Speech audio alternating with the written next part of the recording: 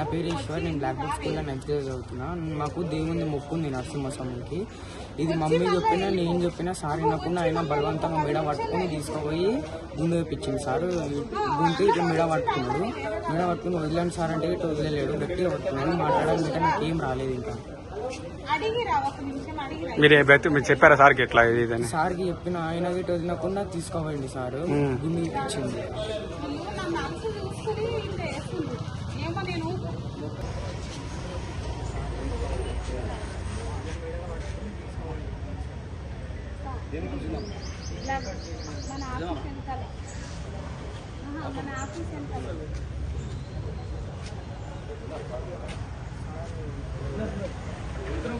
లేదు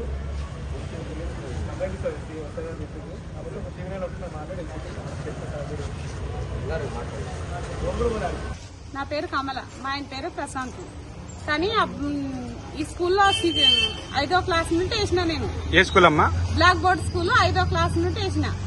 వేస్తే వీళ్ళు సాటర్డే రోజు గుండు కొట్టించిండ్రు. కానీ తల్లిదండ్రులు లేని పర్మిషన్ లేని అయితే కొట్టియ్యారు కదా. ఏ స్కూల్లో అయినా కొట్టిస్తారా? మా ఎంటికలు మాకు కావాలి, మా అబ్బాయి ఎంటికలు మాకు కావాలి. మాకు మొక్కు ఉంది. ఆ మొక్కు పడి మేము తీర్చుకోవాలని నేను అబ్బాయికి కూడా చెప్పిన, వద్దు నాయన కటింగ్ అని చెప్పిన. నేను ఆగిండు. కానీ పర్మిషన్ ఇవ్వాలి కదా, వాళ్ళు పర్మిషన్ అన్న ఇవ్వాలి. లేకుంటే నాకు కాల్ చేయాల్సి ఉండే. అసలు కాల్ చేయలేదు, ఏం చేయలేదు నాకు వాళ్ళు. ఇది జరిగిన సంగతి.